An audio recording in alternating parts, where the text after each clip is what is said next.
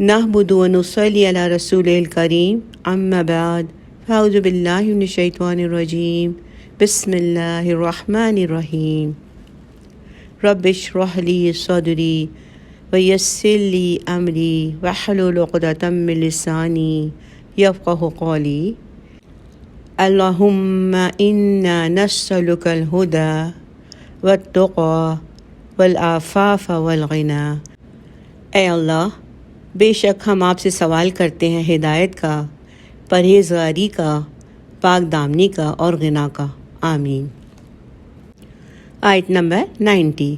وَلَقَدْ قَالَ لَهُمْ هَارُونُ مِن قَبْلُ، اور ہارون علیہ السلام انہیں پہلے ہی کہہ چکے تھے، یا قوم انما فتنتم بہ، اے میری قوم کے لوگوں، تمہیں تو اس بچھڑے کے ذریعے سے فتنے میں ڈالا گیا ہے۔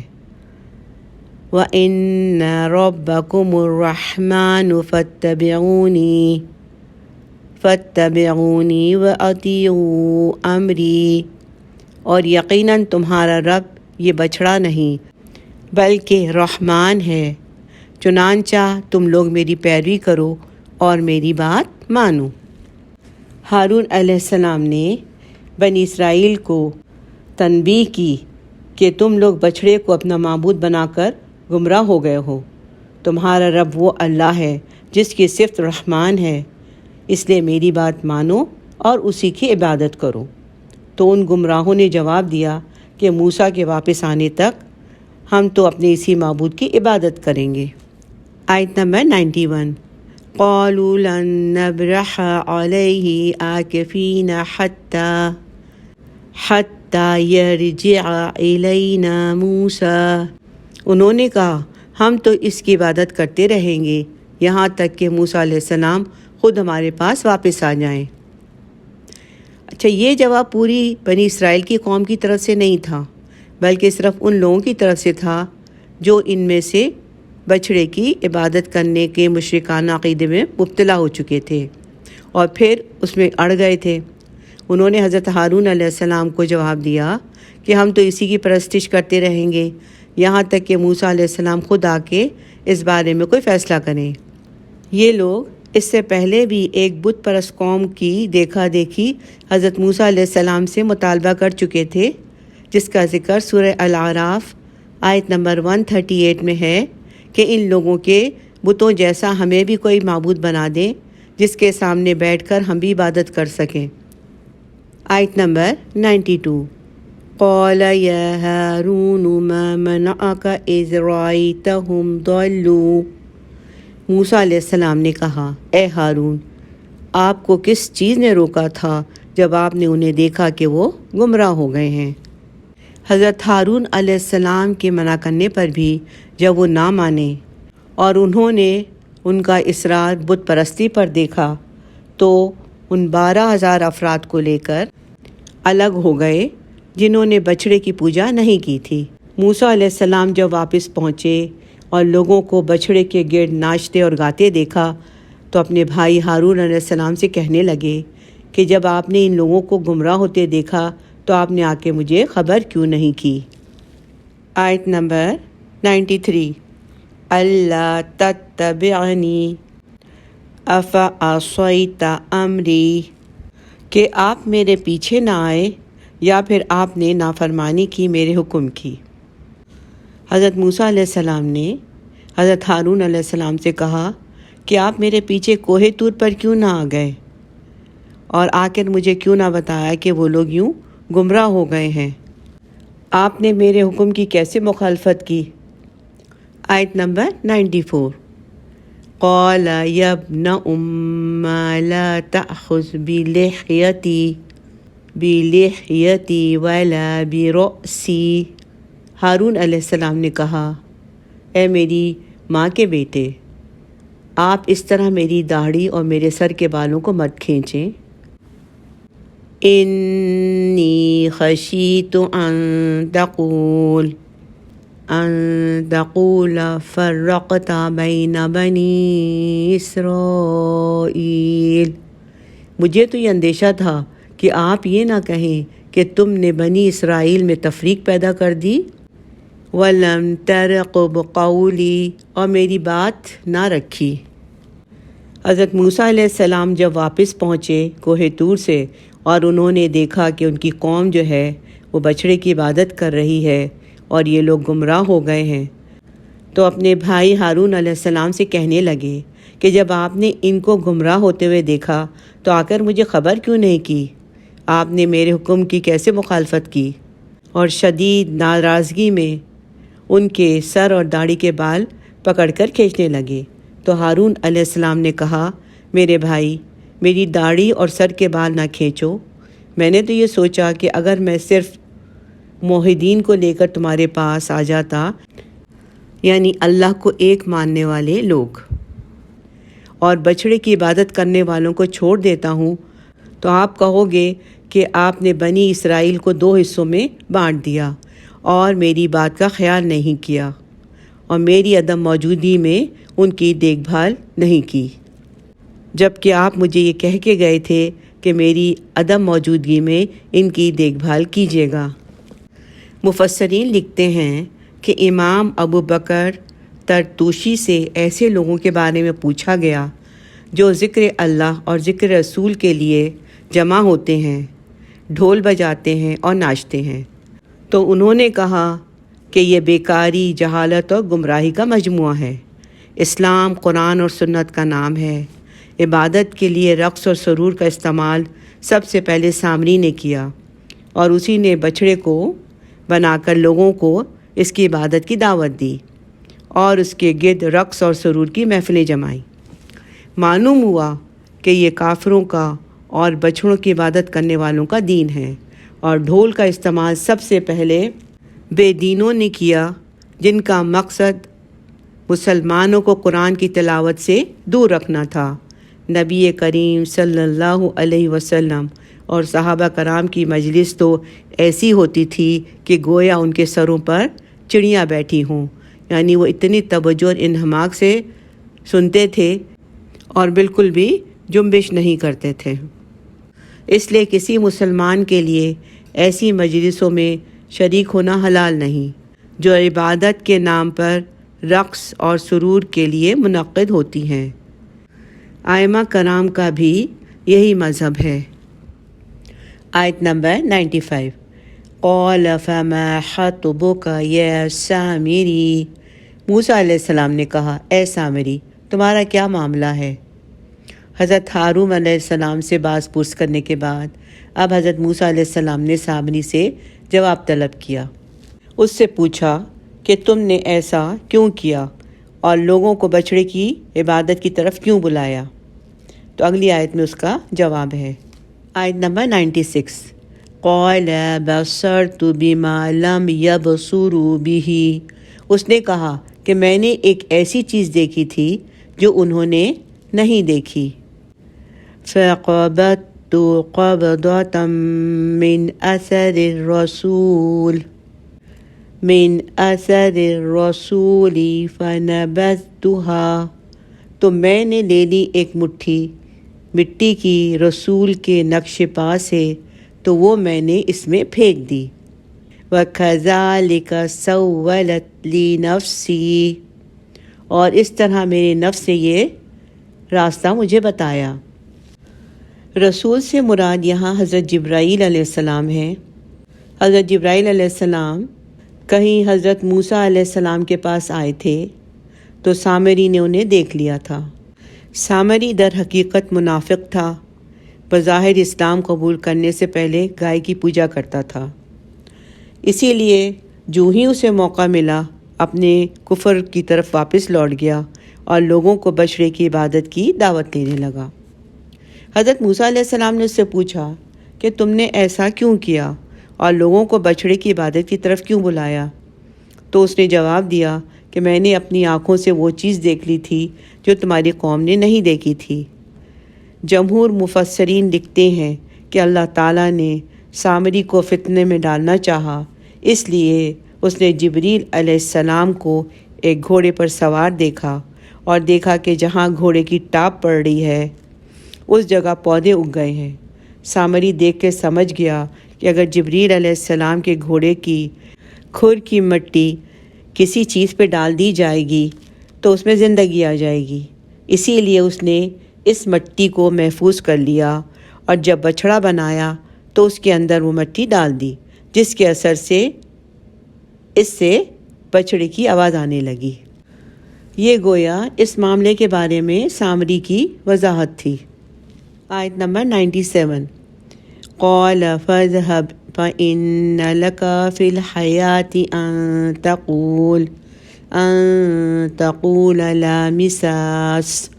موسیٰ علیہ السلام نے کہا دور ہو جاؤ، اور تمہارے لیے زندگی میں یہی سزا ہے کہ تم کہتے رہو گے کہ مجھے کوئی نہ چھوئے۔ وَإِنَّ لَكَ مَوْعِدًا لَّن تُخْلَفَهُ، اور تمہارے لیے ایک وعدہ ہے جس کی ہرگز خلاف ورزی نہیں کی جائے گی۔ وَانظُرْ إِلَىٰ إِلَٰهِكَ الَّذِي ظَلْتَ عَلَيْهِ عَاكِفًا، اور دیکھو اپنے اس معبود کو جس کی عبادت کرتے رہتے ہو، ہم اس کے ساتھ کیا معاملہ کرتے ہیں۔ لَنُحَرِّقَنَّهُ ثُمَّ لَنَنسِفَنَّهُ فِي الْيَمِّ نَسْفًا، ہم اسے جلا کر راکھ کر دیں گے، پھر اس کی راکھ کو سمندر میں بکھیر دیں گے۔ حضرت موسیٰ علیہ السلام نے سامری کی زبانی تفصیلات سننے کے بعد اللہ کے حکم سے اسے شہر سے نکال دیا، یعنی شہر بدر کر دیا، اور بنی اسرائیل کو حکم دیا کہ کوئی بھی اس سے بات نہ کرے اور ہر شخص اس سے اپنا تعلق توڑ لے۔ ایک مفہوم تو یہ ہے، اور دوسرا مفہوم یہ ہے کہ انہوں نے اسے اللہ کا یہ فیصلہ سنا دیا کہ اسے ہمیشہ کے لیے چھوت کی بدترین بیماری لگ گئی۔ اب جب تک وہ زندہ رہے گا اس کا یہ حال ہوگا کہ کسی کو اپنے قریب نہ آنے دے گا، اور ہر شخص سے کہے گا کہ میرے قریب نہ ہو۔ لا مساسا کا لغوی معنی یہ ہے کہ مجھے کوئی نہ چھوئے اور میں کسی کو نہ چھوؤں۔ علماء نے اس کا سب سے بہتر مفہوم یہ بتایا ہے کہ اللہ سبحانہ تعالیٰ نے سامری پر لوگوں کی قربت کو حرام کر دیا۔ وہ جب بھی کسی کو چھوتا دونوں کو شدید بخار آ جاتا، اس لیے کسی آدمی کو اپنے سے قریب ہوتے دیکھ کر بھاگ پڑتا اور چیخنے لگتا کہ میرے قریب نہ ہو۔ چنانچہ وہ شہر سے نکل کر جنگل میں چلا گیا اور جانوروں کو اسی زندگی گزارنے لگا اور اسی حال میں مر گیا۔ قرآن کے ظاہری الفاظ اسی مفہوم کی تائید کرتے ہیں۔ اس نے جبریل علیہ السلام کے گھوڑے کی کھر کی مٹی چھو کر بنی اسرائیل کو گائے کی عبادت پر لگا دیا تھا، اسی لیے اللہ نے اسے یہ سزا دی کہ اس کے بعد زندگی بھر وہ کسی آدمی کو چھو نہ سکے۔ یہ دنیاوی سزا تھی جو سامری کو اللہ کی جانب سے ملی، اور عذاب آخرت کے بارے میں تو اسے بتایا گیا کہ اس کے لیے ایک وقت مقرر ہے، جب وہ وقت آ جائے گا تو تمہیں اسے بھگتنا پڑے گا، کسی حال میں بھی تم اس سے بچ نہیں سکتے۔ حضرت موسیٰ علیہ السلام نے سامری سے کہا کہ تم اپنے جس معبود کے سامنے ہر دم جھکے رہتے تھے، ہم اسے جلا کر خاکستر کر دیں گے اور اس کی راکھ سمندر میں بکھیر دیں گے تاکہ اس کا کوئی نشان باقی نہ رہے۔ چنانچہ انہوں نے ایسا ہی کیا۔ ان کا مقصد سامری اور دیگر بت پرستوں کے سامنے ان کے جھوٹے اور حقیر معبود کی حقارت کا اظہار کرنا تھا۔ آیت نمبر 98۔ انما الہکم اللہ الذی لا الہ الا ہو، حقیقت میں تمہارا معبود تو صرف اللہ ہے جس کے سوا کوئی اور معبود ہے ہی نہیں۔ وسع کل شیء علما، اسے ہر چیز کا علم حاصل ہے۔ سامری کے مشرکانہ عقیدے اور بت پرستی کی سخت مخالفت کے بعد موسیٰ علیہ السلام نے بنی اسرائیل کو مخاطب کر کے عقیدہ توحید کو بیان کیا کہ تم سب کا معبود اللہ ہے، جس کے سوا کوئی معبود نہیں، نہ کہ وہ بچھڑا جس کے ذریعے سامری نے تم سب کو گمراہ کر دیا تھا۔ پھر کہا کہ اس ذات واحد کا علم ہر چیز پر چھایا ہوا ہے اور اس کے سوا ہر شخص کا علم ناقص ہے اور اس کی قدرت بھی ناقص ہے، اس لیے اللہ کے سوا کوئی دوسرا معبود کیسے ہو سکتا ہے۔ آیت نمبر 99، كَذَلِكَ نَقُصُّ عَلَيْكَ مِنْ أَنْبَاءِ مَا قَدْ سَبَقَ۔